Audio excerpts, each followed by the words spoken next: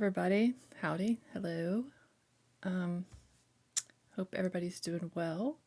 As you can see, I brought a prop today, and my camera is kind of crappy Fisher Price, so it's not really giving it all of the. I don't know. It looks a lot better in person, y'all, because the font is like sparkle sequins, and I used one of Erika's favorite pictures from her New York clubbing days. So I don't know, maybe I can get a better picture for the thumbnail for you guys, but I brought a prop because it's what I want to talk about today. And I mentioned it in one of my older videos, or one of my previous videos, that I thought Erika was being groomed, and shaped politically. And the reason why I see that, the reason why I think that, is because I'm an avid reader.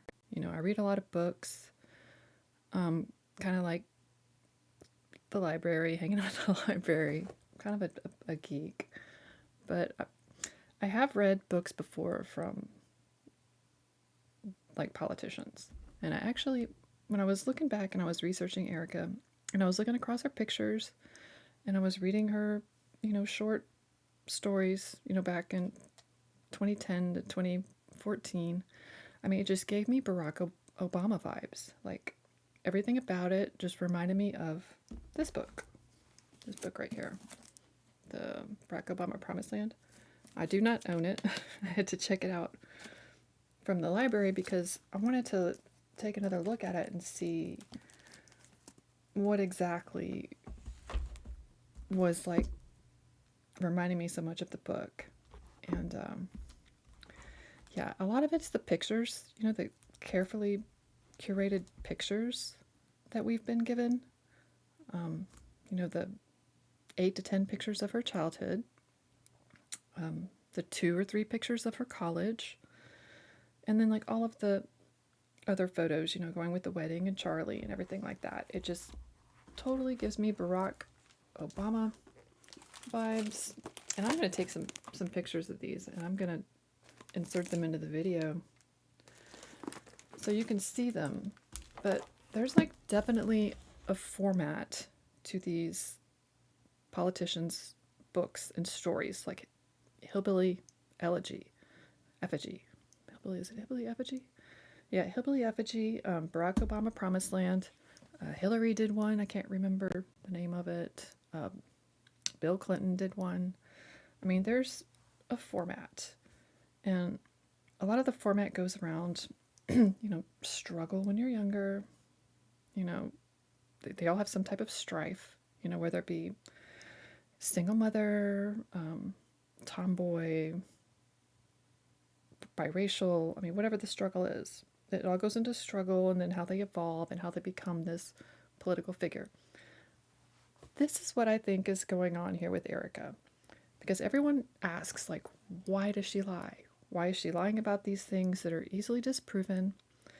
Why is she lying about everything from her education to her upbringing to her mom to, I mean, just everything, lie after lie.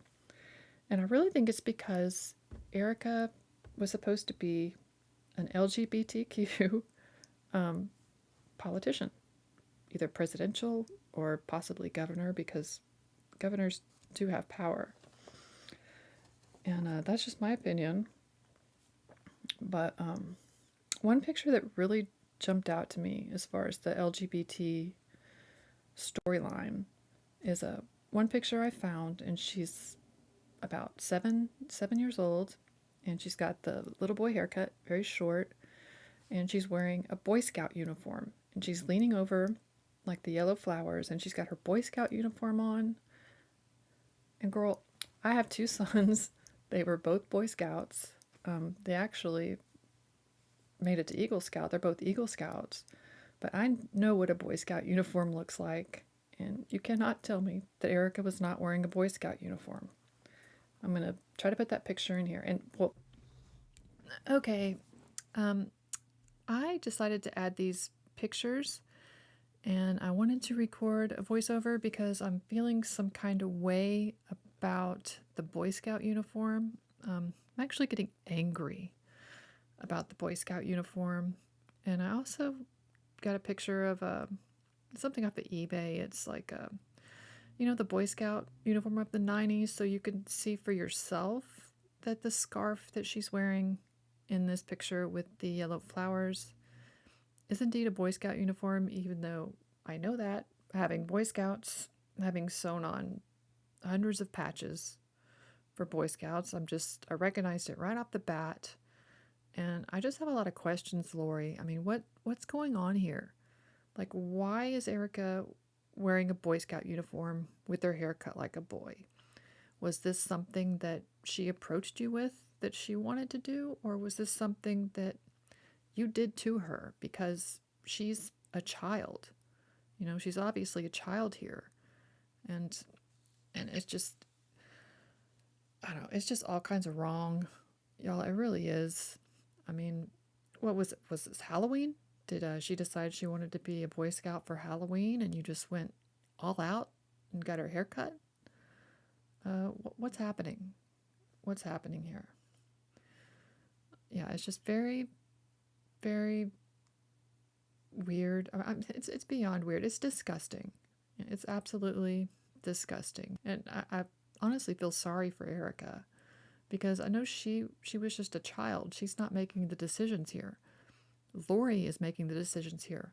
Lori decided to cut her hair off and put her in a Boy Scout uniform, or tell her she needs to be in the Boy Scouts. So, again, this is the reason why I think there's an agenda that's been pushed upon us, and it started very young. I don't even think Erika had any say in the path that she was put upon, and that's kind of what it feels like here looking at this. But I just wanted to rant a little bit on these pictures because my blood's just boiling a little bit over it. And as you can see, all of the little boy-ish pictures that I found, I'm just going to leave them in this little strip to circulate and you can look at. But what do you guys think? I mean, why would Lori put her in a Boy Scout uniform and take a picture? Why would she stage these very tomboyish pictures for her at this age? Yeah, I have questions. I have serious questions. And Lori, you're not right, girl. In my opinion, there's something wrong here. Seriously wrong. Because I can't imagine doing this to my daughter. All right, back to the video. This is funny too. The picture, the screenshot that I have was kind of like crummy. So this morning I went to try to look for a better picture to get a better picture of the Boy Scout picture with the yellow flowers. And what's strange is there's like several pictures of her with yellow flowers. And I'm like, what's going on here? Maybe I'll drop some of those in too, but some of the appearances that she made, there's like yellow flowers in the vase next to her. There's yellow flowers at her wedding. I'm like, what's going on with the yellow flowers? Like, I don't know. It's feeling a little bit like MK Ultra or something. It's feeling strange. But yeah, most little girls don't join the Boy Scouts, and most little girls don't have this like tomboy era that only lasts a short while. Like, best I can tell, like all of her little boy pictures with the little boy haircut are within like a year of each other. And she's got the Boy Scout picture. She has the one standing at the, looks like they're in Colorado with some family. She has one where Lori's hugging her, and that's about it. And then she goes on, and it seems like Lori lets her grow out her hair and start being a girl again. But to me, this just screams some storyline that they wanted to write in a book and curate and craft this person that they're going to be feeding to the public as some type of person we should be looking up to, voting for, etc., etc. Now, and there's not a lot of pictures in high school that I could find. I mean, very few pictures in high school. We don't really start getting pictures until after high school, which is Notre Dame Prep, which is a very expensive private school. So, which that sort of negates the whole struggling single mom narrative because I actually looked up how much it cost to go to Notre Dame prep this morning, and it's between $18,000 and $22,000, being on the lower end for Catholics and $22,000 for non-Catholics. And I'm sure it's gone up. From what I could tell, it's gone up about 2% each year for the last couple of years. So, if we scale it back, I mean, it could be anywhere from 12,000 to 15,000 back when she was in high school. But that's still relatively expensive for that time. It's about the same as it is now, really. And then she goes to college. There's virtually no pictures in college. I mean, there's like 2 pictures of her playing basketball, and she only played for 1 season at Regis. And somehow, some way, there was like a professional photographer there to capture a picture of her that would go great in her book. Barack has one. Barack has a picture of him playing baseball. I mean, that's what they do. They have the single mom pictures. They have the sports pictures. I mean, I don't know. Maybe everybody has those pictures, and that's just the one they choose. But with Erika, it just feels very curated, just very curated. And it's just really strange to me that there aren't any pictures from college. She got 2 degrees, okay? And the 2 degrees that she supposedly have is international relations and political science, which to me, if you were advising a student on what degrees to get based on what career they wanted to have, say the person wanted to be a politician, well, what degrees would you tell them to get? Obviously, international relations and political science. And that sort of leads me to believe that she's always been groomed to be the president, because international relations and political science, I mean, you don't need a lot of international relations if you're just going to be a governor. But of course, I mean, it's perfectly plausible that she could have started off as a governor. But I think we just know that politics has been on the agenda for Erika. I mean, we know that based on the website that they've purchased, Vance Kirk, which is turning into a total disaster because I mean, nobody's buying it. Nobody's signing up to vote for Erika. And Vance, well, let's just say he's not doing great in the public opinion because a lot of people are upset about some of the things that Trump's doing. And Vance is going to pay the price for that. So, I mean, it's all kind of falling apart in front of our eyes. But I do think it's kind of obvious that she was crafted to be an LGBTQ politician. And I think somewhere along the way they decided that the LGBTQ thing wasn't sticking.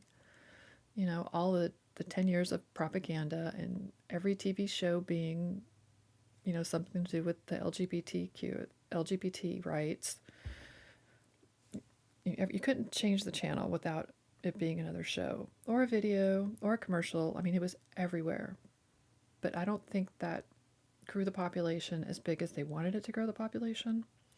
So I think at some point they had to say, this isn't going to work. Let's retool this into her being traditional Christian. Not Catholic, Christian. So that's what happened around the pageant days. She shifted into Christianity, and now we have the Christian influencer or whatever. But also I want to bring up her college years, that nobody seems to have a picture of her at college. Nobody remembers her going to college, which is just very strange. And I went and looked at her wiki this morning, and I couldn't find anything about the summa cum laude or the magna cum laude, which isn't surprising to me because honestly, she's just not the brightest crayon in the box. And for any of you that aren't familiar with the American university system, the summa cum laude is like the highest level, the highest GPA. They get to wear a special regalia like gold. Summa cum laude is, I looked it up on the Arizona State site, it's a GPA between 3.8 and 4.0, and magna cum laude is 3.6 to 3.8. Now, I don't know how she managed to get such a high GPA while like never going to class and bouncing back and forth around the country and running a charity, saving children, and going to orphanages, and I mean all the things she was doing. I don't know how she managed to keep a 4.0 or a 3.7, but somehow she did, according to her. Even though it's just funny that that was sort of taken off of the Wikipedia, but and I'm not sure if it's on her LinkedIn or not. I didn't look at that, but yeah, it's pretty strange. And I just wanted to put this video out there. I know I've talked about it briefly in I think my last video, but I want to put this out as like its own video because I want to be able to, like, a year or two from now, to people to look back at this video and say, oh my God, somebody saw it. It was somebody called it out, because this is going to happen. Like, I'm not sure when exactly this is going to happen, but it's going to happen. And I would look for her book coming out maybe in a year or two, and it's just going to have all the pictures that we talk about. It's going to talk about her identity struggle. Oh. Which reminds me, I stumbled into, because it was Tracy Martin's blog, and this is funny. I stumbled into a blog that Erika did with Tracy, and it was on Thursday, October 11th, 2012. And this is talk about rebirth and rebranding. And you guys, you got to read this. I'll stick it in here too. But it says, Erika says, throughout my whole life, I have always been told, you're not enough. Or no, you can't do that. And I'll never forget the first time I heard those words. I was 6 years old. It wasn't until I was 14 when my basketball coach at the time pulled me aside one day at practice and said, Erika, I believe in you. And every time you walk out on the court, I want you to go out there and show them something they've never seen before. To me, that was my rebirth moment. It was an internal awakening and transition into allowing myself to let go of the negativity and jealousy that surrounded me, and instead embrace my calling to be who I was meant to be. You notice that word, transitioning? Yeah, it just, I don't know. And she continues, we all have a story. We all have a past. The rebirth brand is to remind others that you can grow from the life-altering circumstances that surround you. You can be reborn into a world that you manifested and created that brings you abundance, happiness, and prosperity. Of course, she added the prosperity. Would we expect her not to add the prosperity? I continue.